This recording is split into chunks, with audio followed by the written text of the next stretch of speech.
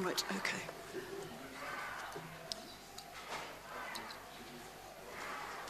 Good evening, members. I'm trying to make sure, can everybody hear me? Just about. I can't get much closer to the microphone. Whoops, okay. Right, anyway, members and members of the public and who are watching here and online, and also the press, if they're here, thank you for attending this full council meeting, 7th of November 2023. I'm Councillor Leslie Dedman, and as Chairman of BCP Council, I shall be chairing the meeting and supported by Vice Chairman Simon Ball.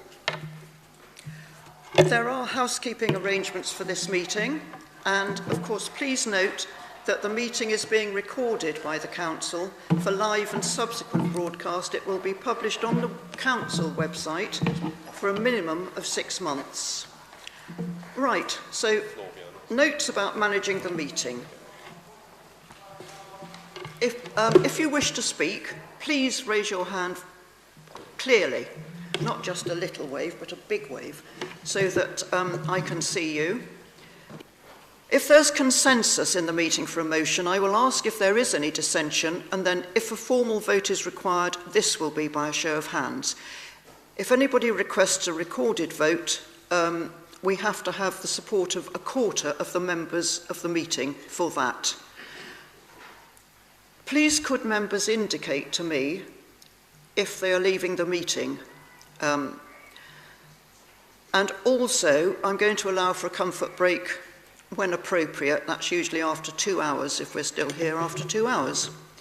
And the other thing is, please avoid leaving the meeting during a debate unless it's really, really essential. If we have points of order raised, can you please state the constitutional provision, i.e. the number of the point? And obviously we assume that all the councillors uphold the highest standards of conduct during our meeting, treat each other with courtesy and consideration. And I just want to remind you that this is a meeting held in public, as we always do have, but it's not a public meeting. We have public in attendance, which I'm very glad to see, filling up the balcony. But they are to observe the meetings and not to enter the debate. So can I request that members of the public now remain silent throughout the meeting? Right, so we're going straight through the agenda. We have got one movement, but I'll tell you when I come to it. Right, apologies. Chief Executive, we have apologies. Could you read them out, please? Thank you, Chairman. We have apologies received from Councillor Sue Aikenhead, Councillor Hazel Allen, Councillor Joe Clements, Councillor Eleanor Connolly, Councillor Bobby Dove, Councillor Dwayne Farr, Councillor Anne Filer, Councillor May Haynes, Councillor Karen Rampton, Councillor Lawrence Williams, and Councillor Margaret Phipps, I think, will be here later. Oh, thank you very much. Agenda item 2, declarations of interest. Chief Executive, have we had any declarations of interest received? Thank you, Chairman. None from councillors, but there has been a declaration received from the Interim Monitoring Officer in respect of item 10, for which he will leave the room for that item. But can I just ask if any member is considering making a declaration of interest, please refer to the flowchart set out on the agenda and follow that procedure. Thank you. Right, we move on to item 3, confirmation of the minutes of our last meeting, which was held on the 12th of September 2023. Have the members all read the minutes, and is there any dissension from confirming the minutes? Is that a yes over there? Sorry, I can't quite see. Yes. Would you like to say your point? It's on page 11 of the minutes. Yes. It's with regards to the motion that Council passed on knife crime. In the first paragraph, that young people can stand up for themselves and harm others. That wasn't the wording. It was not harm others. So it's just... Thank you. Yeah, we think we missed the word not. Are you saying it? Yeah. Yep, it was not harm others. I think that's an accurate correction. Yes. Thank you, really thank you, important. Councillor. Thank you. Thank you. Right, so apart from that, can we agree the minutes? Right, thank you, members. I think we've got consensus on that one. Right, now, given the heightened public interest in the motions before Council tonight, I'm going to propose that the order of business be amended to take item 12, notices of motions, next. I'm going to ask the Vice Chairman, Councillor Bull, to second this. Happy to second that motion. Thank you, Councillor. Council, I have to ask that you approve this reordering by consensus. Is anybody objecting to that? And I'm also going to ask that we reorder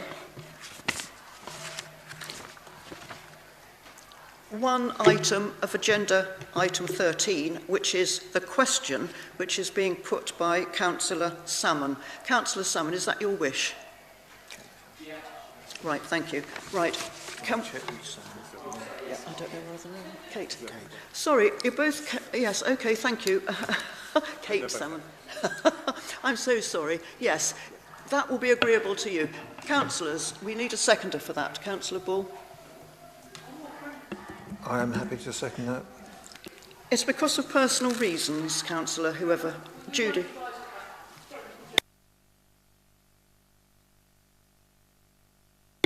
I think, Councillor, it would usually be personal reasons, wouldn't it? Thank you. So, Council, we're just bringing that one item, but we are bringing now the motion from Councillor Salmon. So, the Palestine motion will be taken first, and this is the conflict in Israel and Palestine. Councillor Joe Salmon, can I call upon you to move your motion? And as you know, you have 3 minutes. Yeah, so I'm very happy to move this motion. So do I get my 3 minutes starting now, yeah? Bang, I'll start the clock. Right, so I'd like you all to support this motion, although there are a few things missing from it that I would have liked to include, and I feel obliged to highlight and explain those now. You might notice, first of all, this motion does not condemn the horrific attacks on the 7th of October.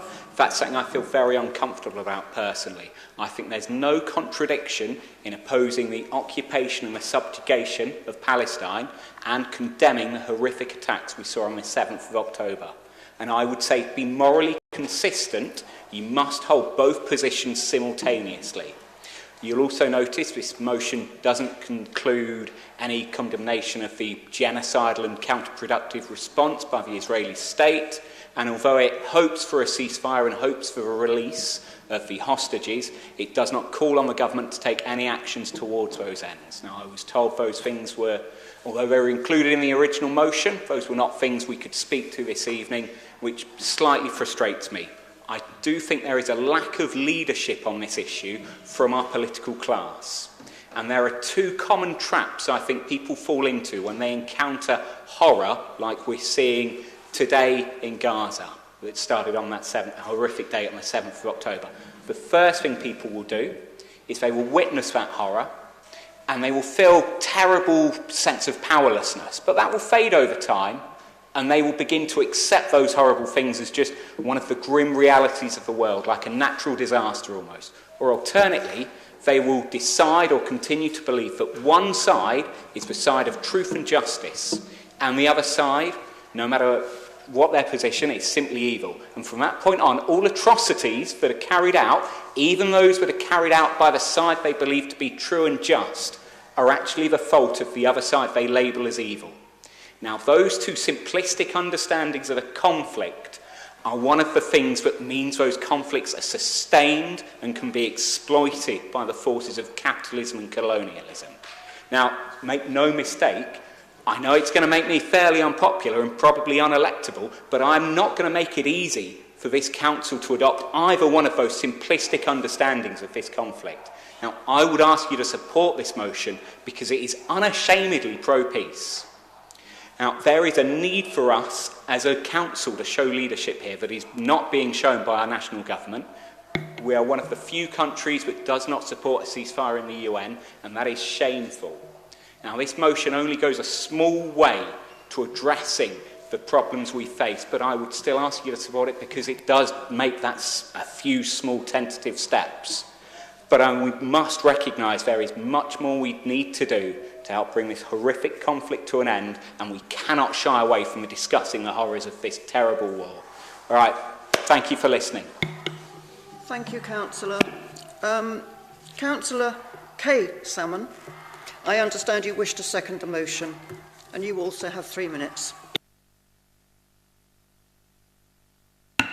Thank you, Councillor. All right, members, are there other members who wish to speak on this motion? And you will all, of course, have 3 minutes. So do I see any hands? Councillor Howell. Is that, no, that's it, sorry. Councillor Howell, were you first? I think you were. Sorry. Thank you, Chair.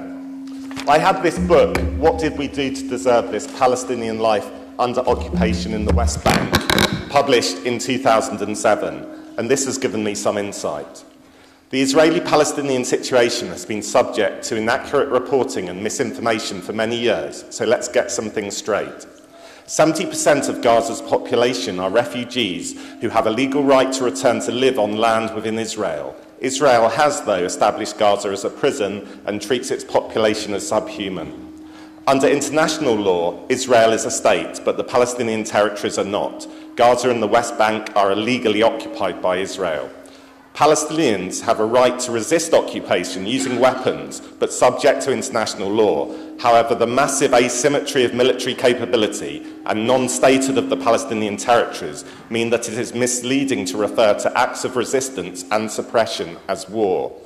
Palestinian resistance groups and the Israeli government have committed acts of terror, assassinations and indiscriminate killing in breach of international law over many years, but the Israeli government's power and influence have enabled to do it on a much greater scale and to engage in collective punishment.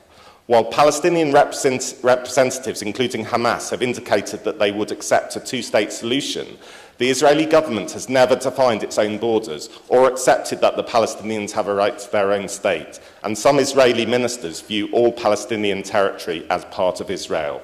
The lack of genuine engagement by Israel with a two-state solution and the oppressive nature of Israeli occupation has heightened the sense of despair and desperation amongst Palestinians and empowered Islamic militants.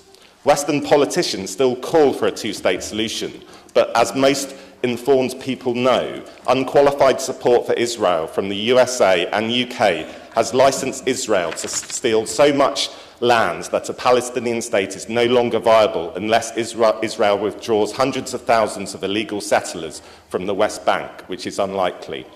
Israel has sought to protect its Jewishness by implementing an apartheid system in the West Bank and cutting off Gaza. It can no longer be considered democratic, as it denies Palestinians the right to vote for the politicians who exercise control over them. Netanyahu's government sought to obscure this democratic deficit by bolstering Hamas, which enabled it to claim Israel had no partner for peace. But by doing so, it helped to facilitate the recent slaughter of Israeli citizens. Why should the UK, as a tolerant, liberal, democratic country, support the discriminatory, oppressive and undemocratic state of Israel? If we have learned anything over the last century, it is that the promotion of ethnic, racial or religious division within states facilitates the rise to power of evil people. We need more than a ceasefire. Facts on the ground and the need for a just peace. Are you nearly peace. finished, Councillor? I've got one sentence, thanks. Facts on the ground and the need for a just peace should dictate that unless Israel acts to remove settlements, Western governments promote the one-state solution, the development of a successor state to Israel, covering the whole of Palestine, that is committed to peace, harmony, respect and toleration, and gives equal rights to those belonging to any faith or none. Thank you. Thank you, Councillor. That was a jolly long sentence, but thank you anyway. Councillor Cooper, I know you indicated.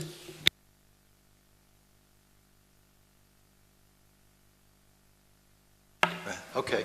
Well, Mark said quite a lot, so I'll try and... It's put me in a very difficult position, this motion. And if I quote a person I respect a lot, which is Che Guevara, he says, if you tremble with indignation at every justice that you witness, then you're indeed a friend of mine. And every time I watch the television or see the media or try and avoid the social media echo chambers, I tremble with anger and indignation of how in our silence there's a kind of a tacit consent. And I suppose that, recent events in the culmination of decades of this conflict, almost everything to do with it, if you ask somebody, you get a different kind of question. Some will begin with the Romans, whose fault is it? Others will talk about the 19th century Jewish migration from the Ottoman Empire to escape the pogroms and the persecutions in Eastern Europe, and the rise of Zionism, or the Balfour Declaration in 1917, or in 1947, the creation of the partition of Palestine. So there's many different reasons of this conflict, a long history, full of anger, full of emotion, full of death, full of hypocrisy, and the fundamental driver of it is capitalism, whether you like it or not. Right now, at this moment in time, as the bombs fall on the non-combatants, the war makers and the money men and women are lining up and counting their pennies. They are not counting the bodies.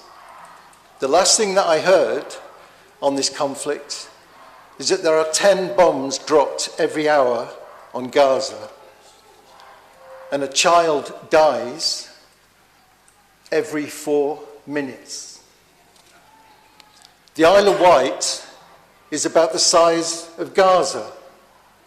So imagine there would be no rock off the coast of Southampton, no history, no memories, no cemeteries, no places of interest. That is what is going on. I support this motion and the bravery of it.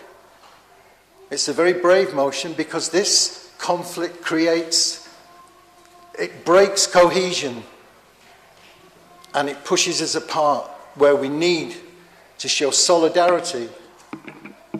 As a youth worker, I've spent my whole life trying to protect the lives of children, young people and their families, so I will not stand by and be silent while this happens.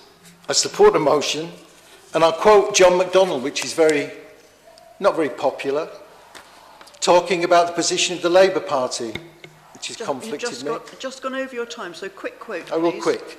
Political mistakes and poor judgment in opposition can cause political problems, but in government they can have disastrous consequences. So it's best to adjust the moral and political tiller now. And I speak to my Labour Party colleagues on that one. Thank you for the motion.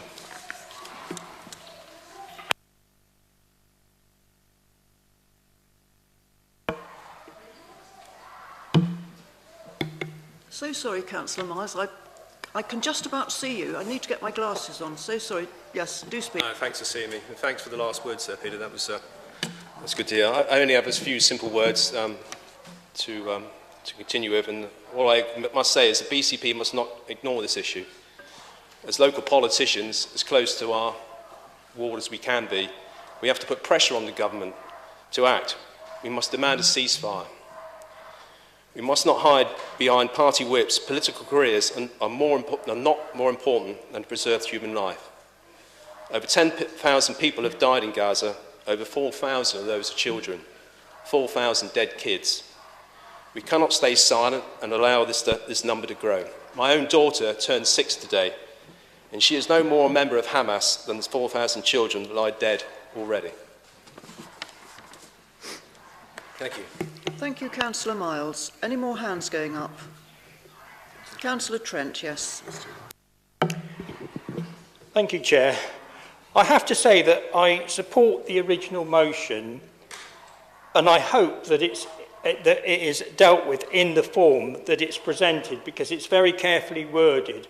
Because as soon as it starts to take one side or the other, I feel uncomfortable with it, although I do have my own opinions as to what's behind this. And personally, I abhor war. I abhor people who desire war and benefit from war. But I think this motion as it stands is as far as we should go, and I believe that we should support it and then move on to other business. Thank you, Councillor Trent. I believe I saw Councillor Rice indicating. Thank you. I heard somebody on the radio say this week, and it... Oh. Councillor Butt, I think we've had this discussion before that Councillor Rice is exempt from standing up for reasons personal to her. I think that has been mentioned at another meeting. So it will count for all the meetings, Councillor Butt, if that's... In fairness to Councillor Butt, I don't think you were there when I raised it the last time, but it has been raised recently. Right, and 3 minutes from now, Councillor Rice. Thank you.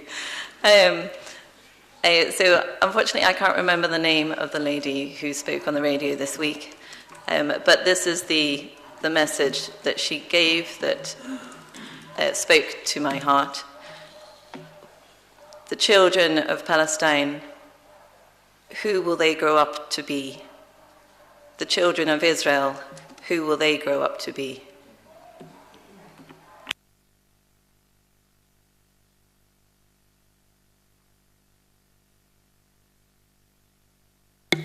Councillors, any more debate before I ask Councillor Kate Salmon to speak again?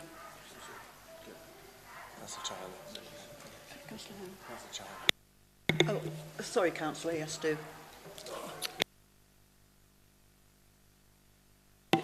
Thank you, Chair.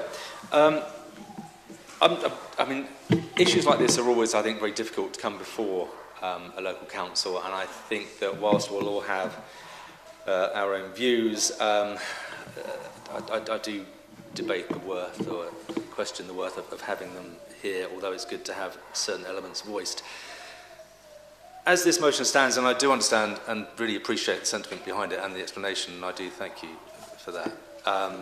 And there's lots here that, let's face it, all of us here would support and endorse, you know, in terms of expressing sympathy for those affected, and into the violence and suffering, and everything else that kind of goes into this whole rather grim situation. A conflict with a long history, as you know, I'm sure we're all becoming more and more versed with as time goes on, and some here are particularly well attuned to it already. Of course, this recent escalation is a result of the murder, butchery and violence that was carried out by Islamist terrorists of Hamas. They knew what they were doing. They knew what the Israeli government and armed forces would do. So actually, the only winners here are the Islamist terrorists of Hamas, who do not care for their people, who would rather kill innocent Jewish people than actually protect their own Palestinian people. I have many friends and colleagues who are fearful at the moment. I've had lots of emails. I've had people asking for us not to fly the flag of the UN because of the UN stance on Israel. I know we've all been getting lots of feedback and you know, just information from all and sundry. I obviously would support the council offering. It's heartfelt support in any way possible to local residents. But when it comes to an open door policy for anyone that might be displaced in any way from the conflict that is going on in Gaza, that's a matter for national government. There is no way of vetting those people, and I certainly wouldn't support in any way an open door policy to that effect. Thank you. Thank you, Councillor. Any more hands? So go back to... Oh, so sorry. Councillor Riggs. Thank you, Madam Chair. Just to be very, very quickly on this, not to talk around the issues, but in April 2022, we passed a motion here in Council on the conflict in Ukraine and the Russian invasion, and it was worded very similarly to this motion which has come before us today, including standing ready to provide support and open our arms to innocent people displaced and affected by these events. We have precedents for offering this in the same way during that motion, which was voted through unanimously by all the councillors who were elected at that time, and to not offer the same for another conflict, I feel would not be putting equal weight to these. So I would support everything which is in this motion and the way that it's written, and say that we have precedence for doing that before. Thank you.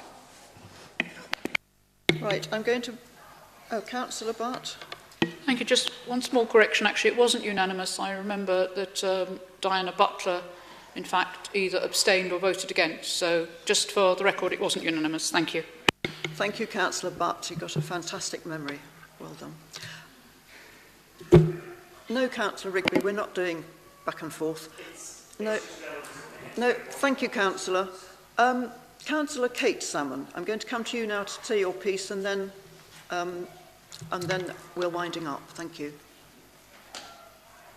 Thank you. Thank you. I don't have much to add to the debate, but I do just want to there has been it has been raised perhaps a little bit about whether or not we should be debating this motion, whether this is something that we should be concerning ourselves with in this chamber. I would just like to point out that there is a community in BCP that feels very strongly about this issue, and they're outside. And I think that the strength of feeling in our local communities has been very clearly demonstrated, and that therefore we have to show leadership to our own communities about how we treat this appalling state of affairs that we're seeing in the world at the moment. That's all I wanted to say. Thanks. Thank you. Councillor Joe Salmon, it's your winding up 3 minutes now if you wish to take them. God, I think I've got to start off by saying sorry. I didn't write much to say at this point, as I thought I'd be having to address maybe some counter-arguments to the points I made initially. So I'm sorry I've done you all a disservice there. I guess all I'd like to say in summing up then is that I'm glad there's nobody who feels they can't support the sentiments in this motion, as I do think it's important that us as prominent figures in our communities, we can sit behind an unashamedly pro-peace point of view that, as Councillor Trent has pointed out, doesn't favour one side or the other, but looks for a long-term peaceful solution. I guess I'd just like to express my thanks to everybody who's attended this evening from the public. I think it's a good thing to see the public engaging with local politics, but it is depressing that it has to come out as expressions of anger and frustration that only occur due to a failure of leadership from our political class and our political institutions. And I think it's a bit of a shame that there was maybe an overreaction to the presence of members of the public who are not typically at council meetings. But I think that's all I've got to say, and I thank you again for supporting this motion. Right, thank you, Councillor Salmon. Now, members, we've heard the motion, we've heard the debate. I'm going to ask initially, as I'm not sure if there's a consensus. Right, I see heads over there. Right, councillors, we're going to go for a show of hands initially, so that will be all in favour of the motion.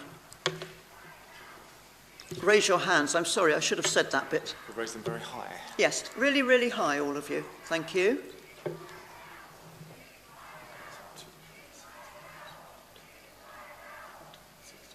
Oops.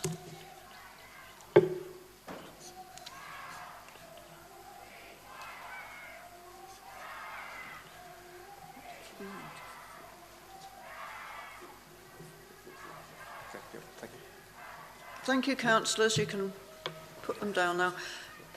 Councillors, those against the motion? Are you raising your hand or just waving at me? Any abstentions?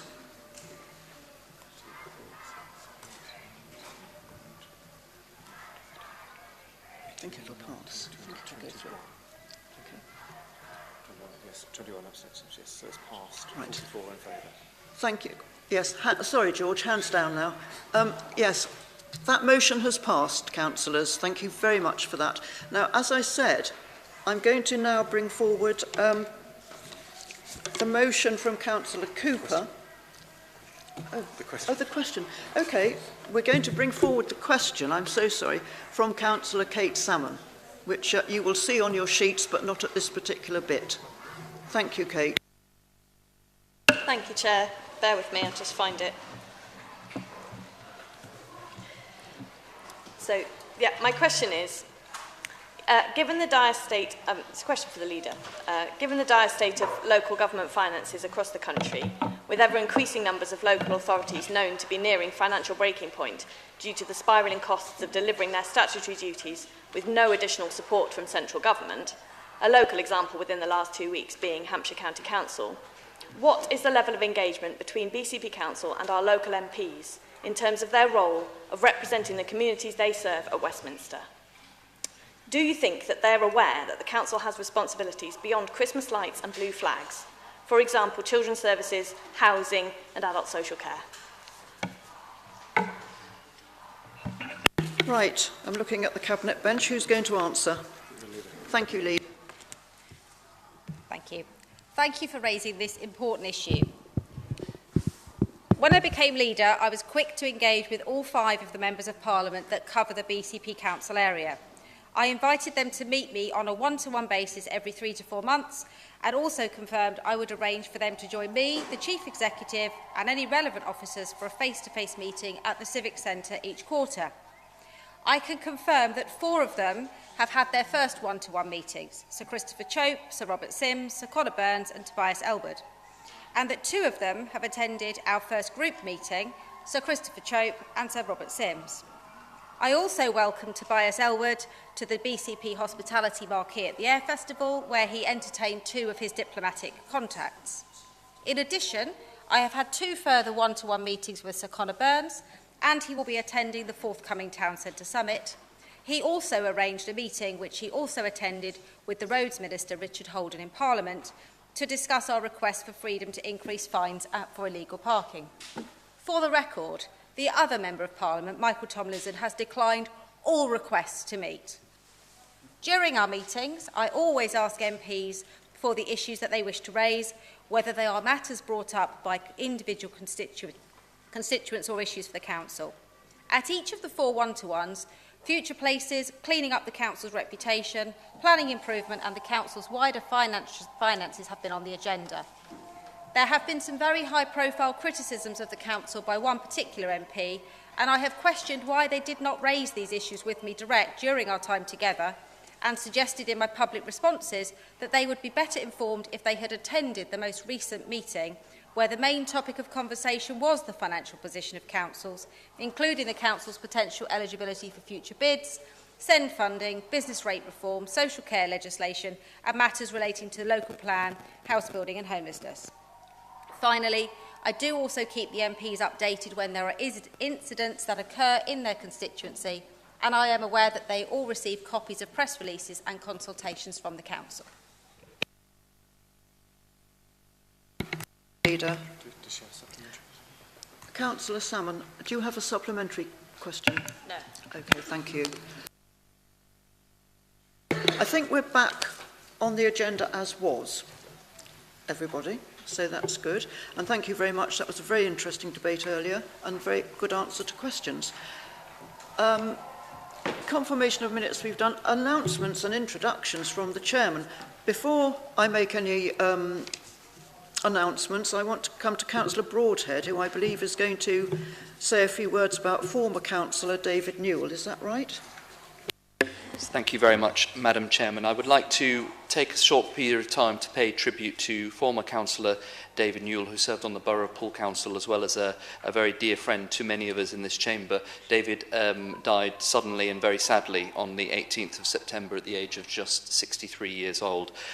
Colleagues, if you indulge me with a little bit about David. David was born in Lancashire in the spring of 1962. Olive and Fred, who was an engineer and had a younger brother, Phil, but actually spent most of his life down on the south coast. They regularly holidayed here, and who can resist the amazing area that we live in? So they moved down in 1967, where his father took a job with Hamworthy Engineering.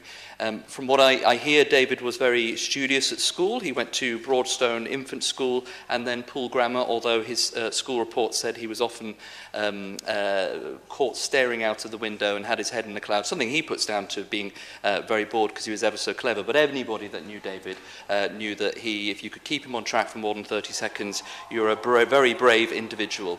David then went to university. It didn't work out in Manchester, came back to the area and worked actually really interestingly on some of the early liquid crystal displays, but then went back to university and finished with physics and electronics.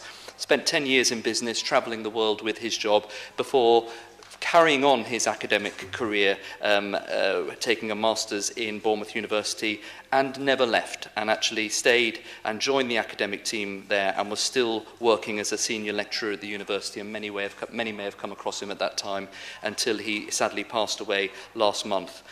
He met Jane in 1984, and that's when all the fun started. Jane and Dave were the life of absolutely every party. They were the life and soul of everything they did, travelled the world. Indeed, Jane is currently in a house in Florida where they shared many a time, and were just a fantastic couple, and were married for an astonishing 39 years as well. On his political career, David was very political, but not about party politics, mainly because he was intensely passionate about his community, and first stood as a local councillor in the late 90s, was finally elected to the Borough of Poole in 2003, where he served for 5 years until 2007, really focused on key issues such as children's services and children's issues. He then took a step aside, stood again in 2015, where he served alongside Jane, David in Broadstone, and Jane in Merley and Bearwood. And again, I think very much David's legacy would be the education sector. He was very key in lobbying for £100 million of grants to develop Poole schools. He spent all of his time focused on education and became a governor of both Broadstone First School and Poole Grammar for over 20 years. So education went right through him. Chairman, he lived an extraordinary life. We nearly lost him 3 years ago to a brain aneurysm, and David and Jane used that rebirth, that re-opportunity to live life to its very full. I think he did a fantastic job as a councillor. He was the life and soul of every party. He's a very dear friend, and I'm delighted and honoured to pay tribute to him tonight. Thank you. Thank you, Councillor Broadhead. I think we all share in wishing the family the very best. Right. Chairman's announcements.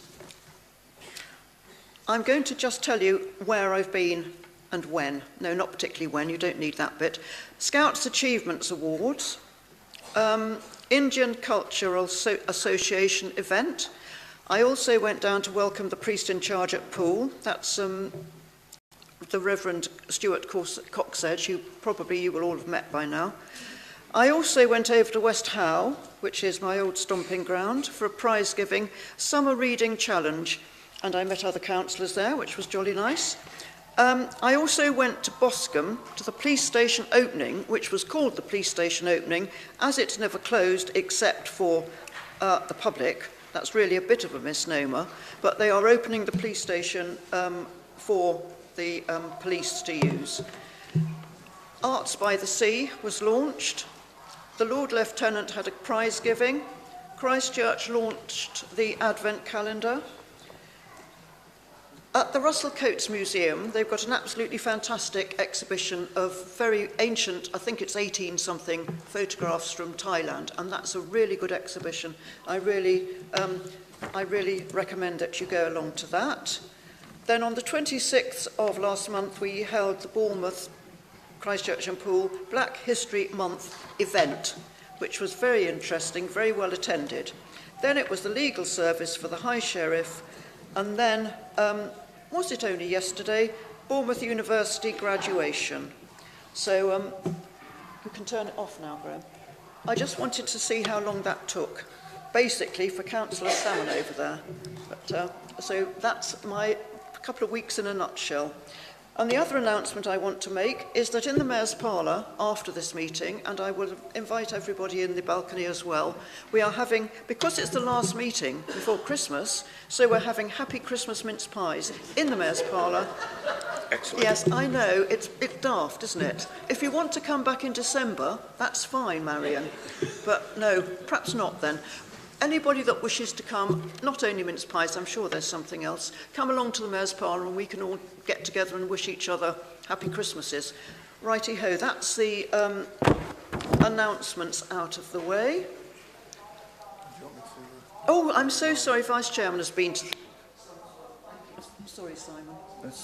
I'm very pleased to have attended some events on behalf of the Chair. The Hindu Bal Vikas Festival, which was a very lovely evening full of energy and dancing. They even got me up for a moment or two until they realised that I can't dance. The Commodore's reception at the Royal Motor Yacht Club in Poole, and the formal opening and private view of Ian McKeever's Against Architecture exhibition, which was a 25-year exhibition showcase at the gallery at the Arts University, Bournemouth. Thank you.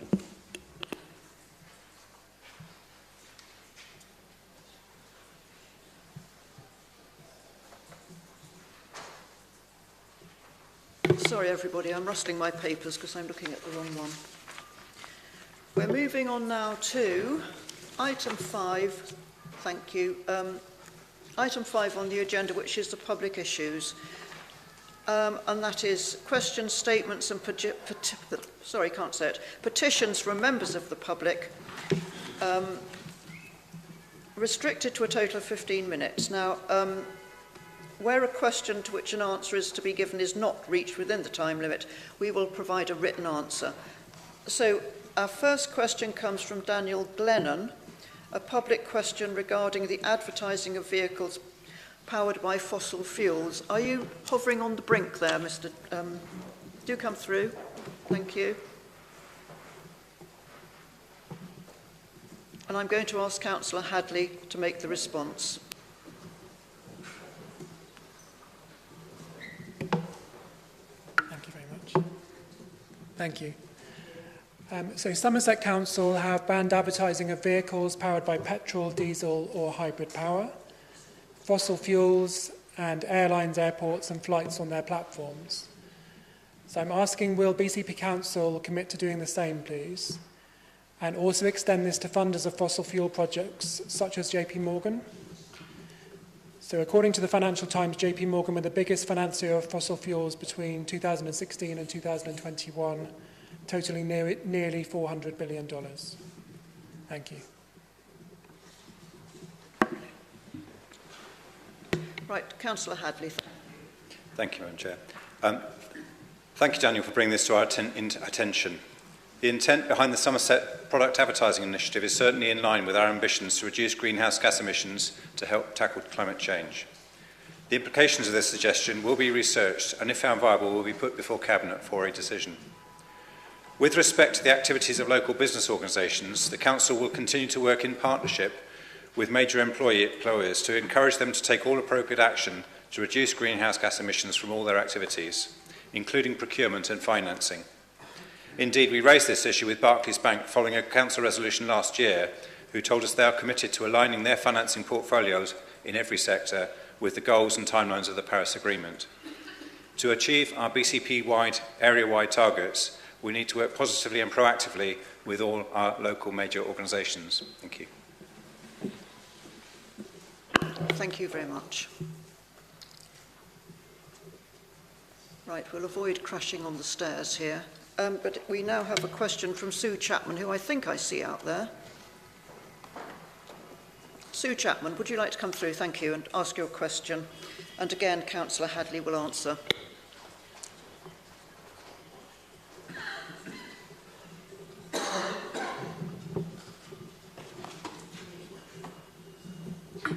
Thank you. Good evening. An international team of scientists has identified 35 vital planetary signs, of which 20 are being pushed to record extremes. Life on Earth is under siege and there's little progress on humanity combating climate change. That was in the Echo last week, 28th of October. Shockingly, embarrassingly, neither this significant news nor a more inspirational transition town vision appears on BCP's website nor on any government website. Plans are outdated.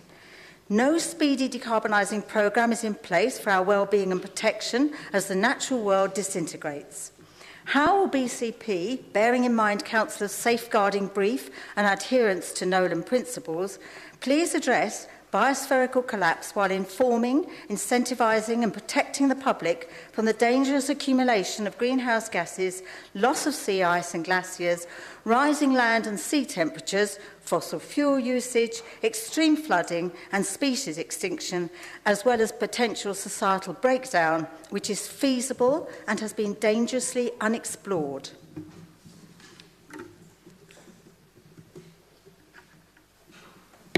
Thank you. Councillor Hadley is to reply. Thank you, Sue, for your question. I'm very conscious that the climate change website pages need revision, and I understand a member of our climate team is actively discussing with you the sort of information that would be appropriate for, in your words, informing, incentivising and protecting the public. The entire Council website is currently being reworked, and I'm keen that the content includes helpful and honest challenge and practical advice. Sustainability is at the heart of our new corporate strategy, on which we have recently consulted residents. Our annual climate report is also being prepared, which will inform residents of the progress towards our targets. Significant steps are being taken towards a low-carbon future, which includes the creation of a local area energy plan to inform decisions around low-carbon energy use and generation, an urban forest strategy currently out for consultation, and collaborative work on a local nature recovery plan to protect and increase biodiversity.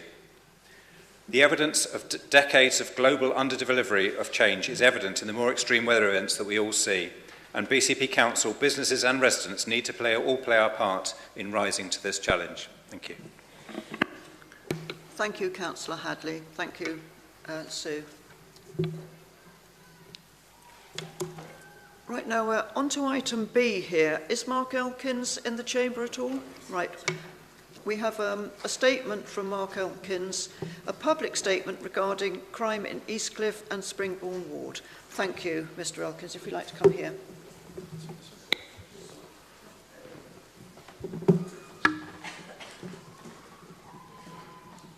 Mark Elkins, Coordinator, Eastcliff and Springbourne Residents Group. Councillors, at a packed meeting of Eastcliff and Springbourne Residents Group 2 weeks ago today, we heard that the authorities did not have the resources to remove street prostitutes and street drug users causing issues.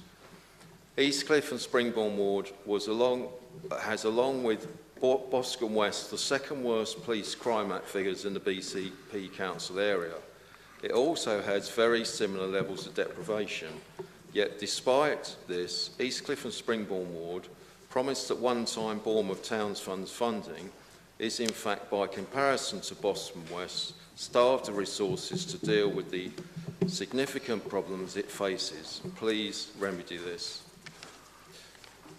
I'm also here to read out a statement on behalf of Simon Grimstone, West Hill Residents Association.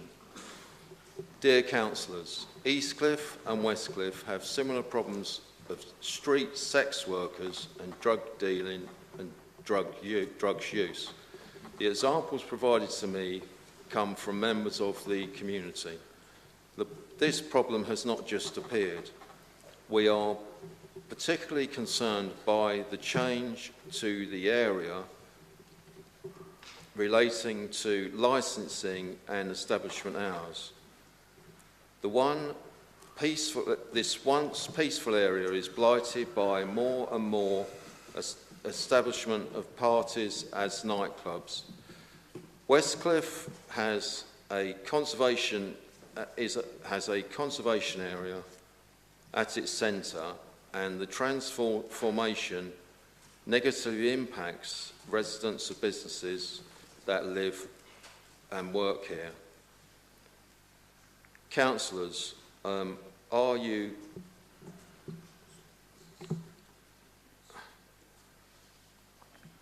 use your future decisions to particularly impact on our neighbourhoods? Thank you. Thank you, Mr. Elkins. And can I just say thank you very much for the questions and the statements. Thank you very much. Do go through. I'd like to remind members and members of the public that the details in these public questions and statements are the personal views of the residents addressing council, to which we really have no right of reply today. But thank you very much for that. And then we go on to C. There have been no petitions received for this meeting. So we move briskly on. Recommendations from Cabinet and committees. Right. We're considering the recommendations on your agendas 6 to 8, which will be taken separately as set out on the agenda. And I'd like to highlight that there are decisions on some of these issues which have been taken by delegated powers by the relevant bodies and are therefore not before the Council. So, item 6 is Cabinet, 25th of October 2023, minute number 48, Christchurch Civic Offices. If Council wish to decide to discuss any detail of the exempt appendix, we will have to exclude the press and public, but I'm not anticipating that happening. Right, I believe that Councillor Mike Cox is going to move this recommendation and Councillor Martin is to second. Councillor Andy Martin, sorry, rather than David Martin. Thank you, Councillor. Thank you, Madam Chair.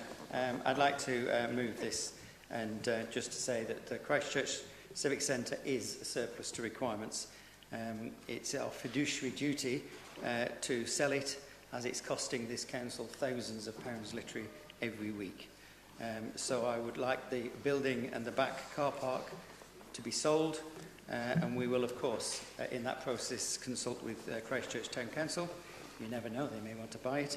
I will therefore ask the council to approve this decision. Thank you. Councillor Andy Martin, you're seconding. Thank you, Chairman. Yes, I am seconding it and reserve my right, if I may. Thank you. Thank you. Members, any debate on this item? I can't see anybody. Councillor Phipps. Oh, I'm so sorry. Councillor Phipps. Thank you, Chairman. I just wanted to make a point, really, regarding this item. Whilst I understand the civic offices need to be sold, I'm just a bit disappointed that all of the sale proceeds are to go to transformation. What about some investment in Christchurch? I am aware that Councillor Martin, Andy Martin, has twice pointed out at Cabinet that Bournemouth and Poole are getting £20 million of investment from levelling up money, but Christchurch is getting nothing. This is a Christchurch asset, and some of the sale money, I believe, should be used for investment in Christchurch. This is just my opinion, but the transformation programme has quite a deep hole, and it's so far not delivered what it should have delivered by now. So we have to keep putting money into it. I understand that, because we're told if we don't, there won't be any savings. But I don't see why all of this sale from the Christchurch asset should have to be used. People of Christchurch are a little bit fed up with being left out, and I just believe that some of these proceeds should come to Christchurch, and I just wanted to make that point. Thank you. Thank you. Councillor Tarling, you had your hand up. Thank you, Madam Chair. I'd like to echo a lot of what Councillor Phipps has just said. Obviously, the building is within my ward, same as Councillor Cox, and I'm pleased that part of the motion is that we consult with the Town Council. I probably need to declare an interest that I am a Town Councillor as well. Could I just ask a question that due consideration will be given to the thoughts and wishes of the Town Council, and perhaps that, as Councillor Phipps has suggested, that some of that consideration might be that some of that consideration for the sale of the property actually goes back towards the benefit of Christchurch, although slightly contrary to what previous councillor has just said. I acknowledge that transformation, we are one BCP now, and unfortunately as a Christchurch resident and councillor, we've got to suck some of this up. So thank you very much indeed. Thank you, Councillor Tarling. George, I think your microphone might be on, or you're glowing. One or the other. That's good. Thank you. Thank you very much, Chair. It's the time of the season. Right, thank you. I'm glad you're not on fire over there. Did we have any more speakers? I'm so sorry. Oh, so sorry, Councillor Broadhead, I did see you, and then I forgot. Thank you very much, Madam Chairman. I'll be brief. I do agree with the last speakers, actually, on this item, and for that reason I will be voting against. Many of us have been quite involved in the transformation process. I actually think it's pretty critical that we keep the transformation process underway, because that is key to the long-term financial sustainability of this council. However, I had understood as part of that process that we had already got to the stage of the capital receipts that were already required. I know that there's a buffer that the finance team were looking to create to make sure that the flexible use of capital receipts could still be met. But I hadn't seen in previous iterations that the sale of this one in a short period of time was necessary to fulfil the use of flexible capital use receipts of the transformation programme. And the cabinet member may have a different view on that, so I'll be interested to hear his view. If it is the case that we actually do have some flexibility and do not need to sell this with some immediacy, then I'd remind members that actually, and particularly for those colleagues that are new, in normal times, apart from our transformation programme, you can only use capital receipts, so you can only sell stuff to buy other stuff, to reinvest in capital. And that means that we cannot use capital receipts to fund council services or to fill any revenue problems we have. And that's very deliberate. That's so that you don't sell stuff to fill any black holes that you may have or to provide services. But it does mean, I think, you need a plan for what you're going to do with the money. And if there is no need to sell this asset in a very short space of time, I think it is potentially a missed opportunity to sell it in the way that is brought about in this paper. There were plans, many of us, the reason we became councillors was because we want to make our place better. And we have very few levers of power on that. And one of the few levers that we do are the council-owned assets. And actually, if we sell this to the highest bidder, I think it's pretty inevitable that the people of Christchurch and our area will just see simply more flats. It will be purely a residential-led scheme, whereas actually, if we gave it a little bit more thought, maybe even got planning permission ourselves. I'm not necessarily saying go back to the previous plans that we were looking at about true placemaking there, but if we do not need to sell this at pace, then absolutely, maybe we could get a little bit more interaction and public use out of this asset. But I will defer to the Cabinet member, because if he says we have to sell this quickly to fund transformation, I will stand corrected. Thank you.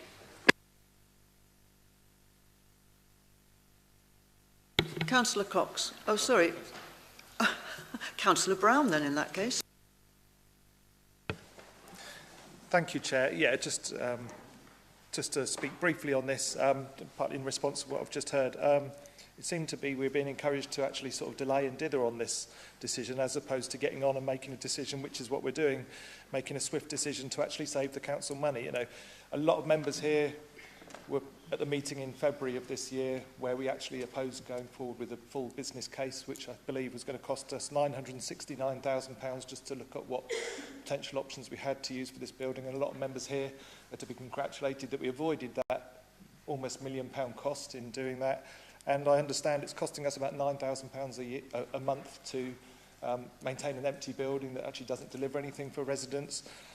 So I think it's good that the administration are making a swift decision to actually bring that to a close, put it on the market, gain a capital receipt and stop the costs that we've got for insurance and utilities and security and all of that. So I think it's good that we're getting on and making a decision, and I don't accept the comments made now that we should delay and discuss and consider and look at different options again.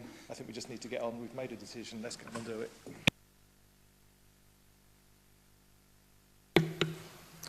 Any more debate? Councillor Martin, do you want to come back? Thank you. Just wanted to thank Councillor Brown for picking up the key points that I was just going to make in response to Councillor Broadhead, and also wanted to thank Councillor Phipps for picking up the baton that I've been holding at the last two Cabinet meetings and the last full Council meeting with regard to the need for capital investment in Christchurch, across the whole of Christchurch. I'm not just talking about the Republic of Highcliffe, the whole of Christchurch. And I look forward to fairly soon, I hope, where we can see that happen when we have sorted out transformation. Thank you. Right, Councillor Cox, do you want to sum up? Thank you very much, Madam Chair. Yes, I just wanted to say, I think we've waited long enough. It's 4.5 years since the elections in 2019 when that council chamber was redundant. And so we've already wasted nearly £500,000 of taxpayers' money servicing an empty building. And I think time's up. We need to sell it. And yes, we do need it for transformation, I'm afraid. So I would strongly recommend it. I hear Councillor Andy Martin and Councillor Phipps's suggestions about having it spent in Christchurch. Presumably I would prefer it to be spent in Christchurch Town Ward, you know, if we go along that line. But unfortunately that's not the way local government works. As many people know, if we sell a building, it's for the benefit of everybody within that council. And unfortunately, you know, when we come to sell Poole Civic Centre, or parts of it, then that will go to the benefit of the whole of BCP, not just Poole. And so on that basis, we unfortunately cannot use it for Christchurch, but I would very strong, you know, I stand right beside you both when it comes to wanting investment in Christchurch and developing Christchurch so that it's a good place, that continues to be a good place to live. Thank you.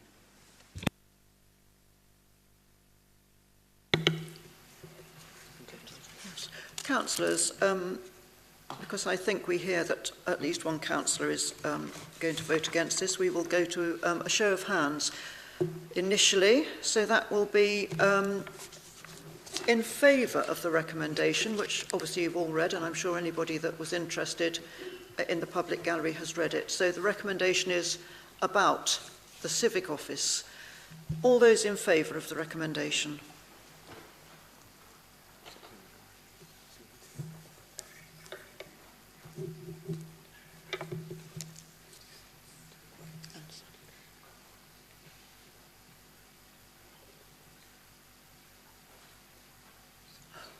Yes, I should put my hand up as well.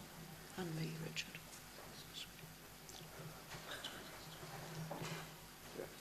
Did you get me in there? Okay.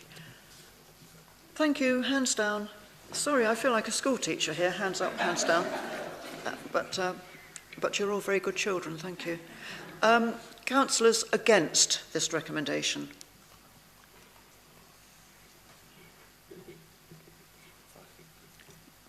Right.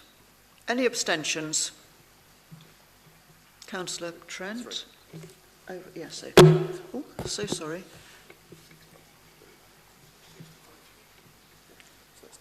Yes, that recommendation is carried. Thank you, councillors. And we're moving on now to Cabinet minute. It's minutes of 49, so sorry, 25th of October 2023. Send programme of expansion regarding Broadstone First School. Again, if we have to go into exempt session, I shall obviously ask for a vote on that, but I'm assuming that we won't. So the recommendation is going to be presented by the leader, is that? Or, sorry, I haven't got that. Oh, so sorry, Richard. I'll do that properly now, Richard, for the recording. Councillor Burton, thank you. That's perfect, and I believe the leader is going to second, rather than as a leader, but as a ward councillor, actually, in the area that it will be. So, many of you will be aware of the increased number of children and young people in BCP and across the country who are assessed to require special education provision. This is putting an increased financial strain on the high needs block. The huge and growing high needs block deficit is a real financial problem, and it's been highlighted to us in many meetings. Those who are involved in children's ONS or those who are interested in their business will also know about the government delivering better value intervention and the safety valve intervention that was discussed at scrutiny last night.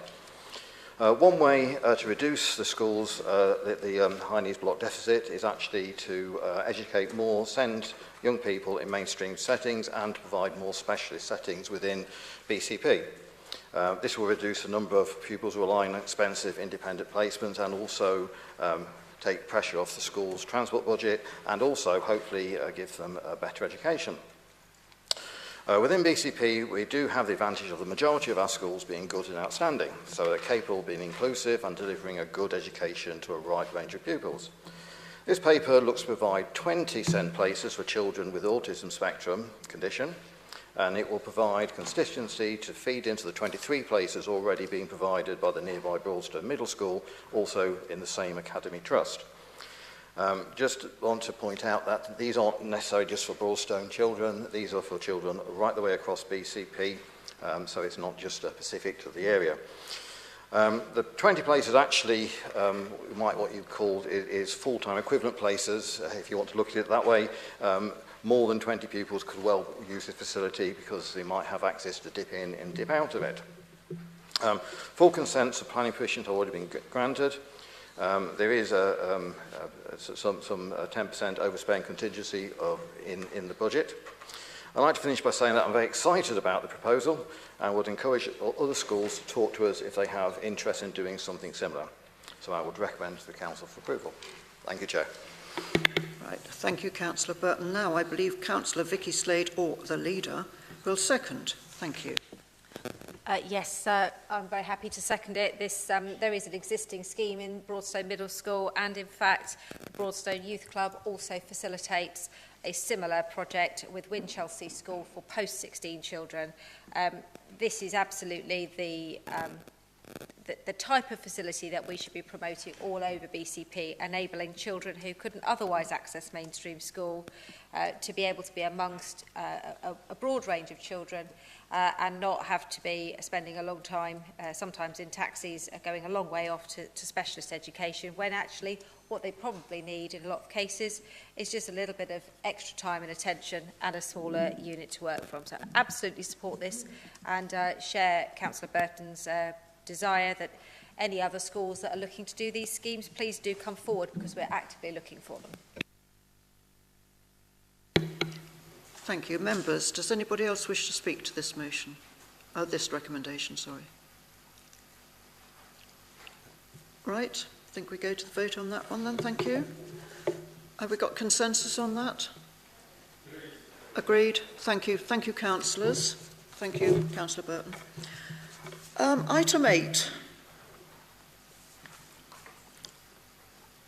Appointment of independent co-opted members to Audit and Governance Committee. Right, Marcus Andrews, I understand you're going to move this recommendation, and then I believe Councillor Phipps is going to second. Is that right? Got that bit right on my papers. That is correct, Councillor Andrews. Madam Chairman.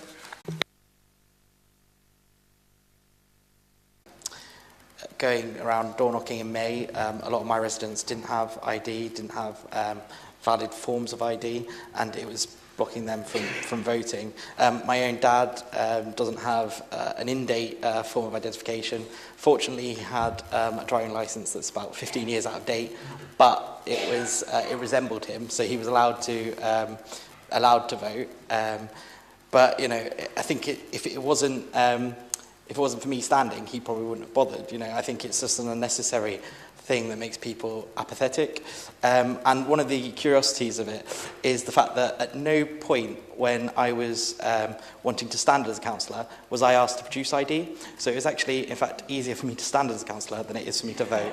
And that seems wrong, to say the least. Thank you. I think it's now Councillor Butt.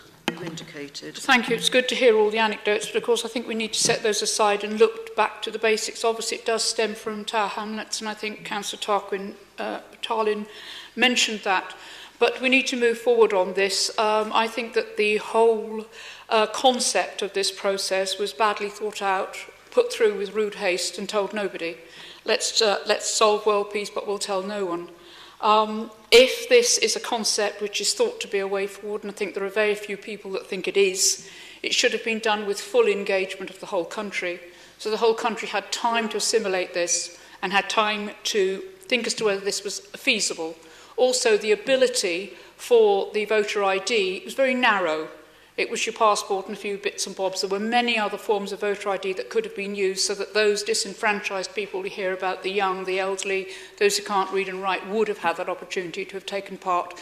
Supported, we hope, by all the councillors, previously, of course, but all the councillors that would happen again in this room would be out there supporting their residents properly and have the time to do it, and it not be slightly engineered, I think, for elections which were pending. That's a personal opinion. But I certainly would support the motion on that verse. Thank you. Thank you, Councillor Butt. Councillor Matthews, I think you were next. Yeah, I'll be very quick, Chair. Totally support this motion. I think the way you empower people is to give them to the vote. So to remove it or put obstacles in the way is the antithesis of that. But I just actually want to quote Jacob Rees-Mogg. I have to say, I've never actually agreed much that he said, but he was very critical of the voter ID scheme, and he actually described it as upsetting a system that had worked perfectly well up to that point, well documented in the media, but totally support this motion. Thank you. Thank you. I think Councillor Howell, did you indicate? Yes, thank you, Chair. I'm supportive of this motion as well. I think we're all aware of how difficult it is to engage people in local politics. And what particularly concerns me is that in a general election, typically you'll get an extra 20% people voting. A lot of those people will be more unaware of the need to register. And we all know that this legislation has been brought in deliberately to disadvantage young people because, you know, they're less likely to vote for the establishment. And I just wonder whether we can do more as a council and should be doing more as a council. I'm not familiar with how much we are already doing in terms of liaising with schools and doing other work to engage with young people and encourage them to register. But perhaps I could ask the relevant portfolio holder, I'm not sure which one that would be, but if we could make inquiries as to whether we are doing enough in that area. Thank you. Thank you, Councillor Howell. I believe Councillor Broadhead, you indicated. Thank you. Thank you very much, Chairman. I don't have particularly strong views about this, so I will be brief. I think on balance, and I fully respect the differing views that we've heard tonight, and I do think that obviously it's an important subject, but equally, quite aside from some of the very fantastical things we've heard, that it's obviously about stopping young people voting, or it's clearly voter suppression, I think equally there have been examples around the country of voter fraud, and I think that's probably more to do with why this was brought forward by national government than some Machiavellian plan to stop people voting. Having said that, I do think the system can and should improve, and I think that's very much what national government should be focusing on, trying to make the best possible result.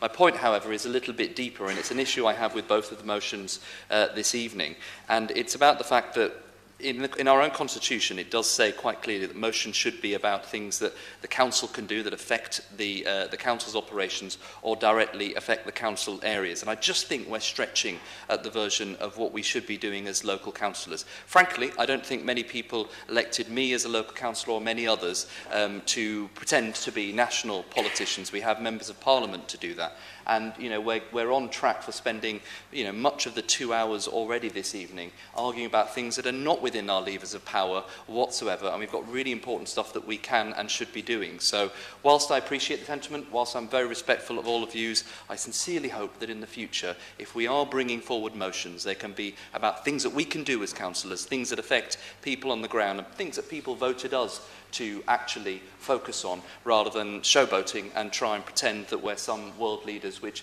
many of us would love to be, but we're clearly not. Thank you. Councillor Brown, I believe you indicated. Thank you. Thank you, Chair. Yeah, just a very brief point that hasn't been made. I fully agree with the motion.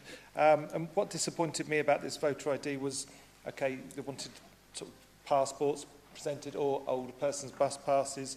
But driving licences, and it was the effect on young people that for me, it just ingrained the expectation that as a young person, as soon as you can, you need to get a driving licence and think about driving as opposed to using trains or buses or bikes or e-scooters or whatever.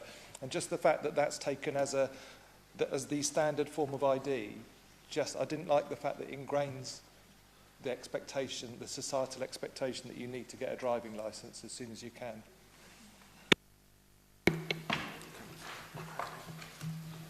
Oh, Councillor Hadley, and then I think we can wind up. Thank you. Just ever so briefly, I mean, just responding to Councillor Broadhead, I think I agree that we shouldn't be showboating, and I think that's really important. But this does affect us because there's a cost to the elections, and the cost to elections this time was significantly more because we had to provide more staff to administer the elections. So I think there is a relevance to this council in terms of the arrangements that were in place, in addition to the unfairness to certain groups within our electorate. Thank you, councillors. Now, Councillor Cooper, do you want to sum up? Swiftly, probably tired of my voice. Yeah, it's really good. The conversation that's arisen is fantastic. You know, we're talking about inclusion rather than exclusion. I think everybody's got some really good ideas. I'd like to address Mark's point really quickly, if that's possible. You know, there is a lot we can do with young people. There was a lot in place, and I sound like a broken record. You know, before everything broke up, we had the United Kingdom Youth Parliament working in every single school in the borough. I'm thinking of Poole, but it was the same in Bournemouth and in Christchurch. We had schools councils, which, if I was responsible for that in the borough of Poole, of working with every school from baby, you know, from the little ones up to the big ones, to set up schools councils and teach them about democracy and teach us for how we might engage them in making, you know, democracy a fun, exciting thing to do.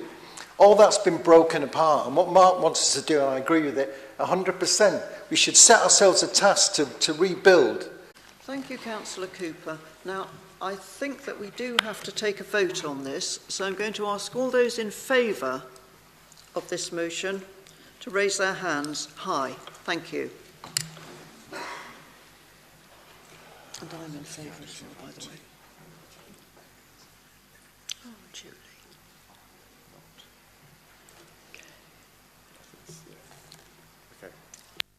Thank you, councillors. Hands down. Those against?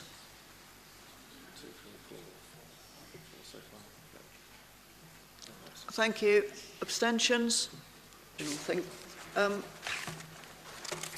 We did have 4 questions, but we've taken one of them. Councillor Canavan, I understand you have a question to put to the leader on BCP Future Places. Councillor Canavan. Thank you, Madam Chair. Could an update be given regarding the situation with Future Places Limited? In particular, how many of the previous Future Places staff have now been transferred to BCP? Has the previous office that Future Places staff were working from now been vacated? Are all having taken to review any lessons learnt and exactly who knew what and when regarding its operation? Thank you. Thank you, Leader. Thank you very much, Councillor Canavan. So if I take each question in turn, in terms of the number of previous staff that have transferred, 13 of the 19 staff that were in Future Places 2 months ago have transferred.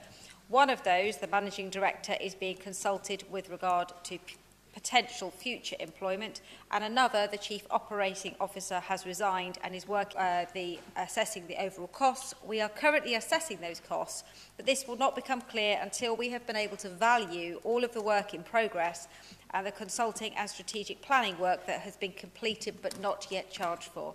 This is likely to take until December. And finally, in relation to governance, the internal governance is being reviewed to ensure that we have a robust structure for oversight of development, delivery and risk management is in place, which will include an independent advisory board, the terms of reference and membership of which is being finalised. We will keep councillors informed on the progress. And Councillor Canavan, do you have a supplementary question? Thank you, Madam Chair. I'm most grateful for the assurance regarding the review of oversight going forward. But my question also asked for a review of what had happened in the past.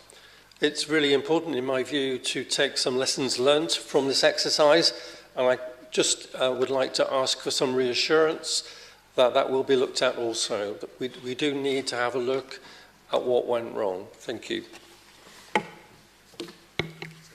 Leader. Do you want to take your microphone? It's all right. I'm more than happy to come back on that. I think this is probably something that needs to be reviewed by Audit and Governance. That is the appropriate route for all of those matters of governance. So I'm hoping that Councillor Andrews will be happy to take that on so that we can have that done in public with the appropriate scrutiny. I'm more than happy to work with whatever officers are required to do that. Councillor Rigby, I believe you've got a question to put to the Leader on the proposed review of council governance. I do, thank you very much. Could the Leader please give an update on the progress with starting a governance review into the current Leader and Cabinet system, the opportunity to replace it with a committee system? There was a promise for this to commence within 6 months of the formation of the current administration, and I think we're about there. Thank you, Leader. Thank you, Councillor Rigby. You are correct. Other internal governance reviews. The Audit and Governance Constitutional Working Group had their first meeting at the end of July, and I asked them to consider the potential of a governance review within their work. But they were clear this was beyond their remit and capacity, as they were prioritising the following 3 areas that will be delivered by the end of this civic year. Those 3 areas were the changes to the ONS structure, the introduction of 2 planning committees, one east, one west, and the restarting of the Transport Advisory Group, which are all on track to be delivered by the beginning of the next civic year. Officers in democratic services have confirmed before we have balanced the budget is simply not feasible. Every member of this administration has been shocked by the huge amount of time and effort required by the whole team, officers and members, to try to close this deficit. And I hope that those members who did attend the budget workshop on Friday now understand quite how difficult this is. However, the Chief Executive has spoken with other Chief Execs in councils that do have committee systems, including Sheffield, to gain their insight into the process, risks and cost.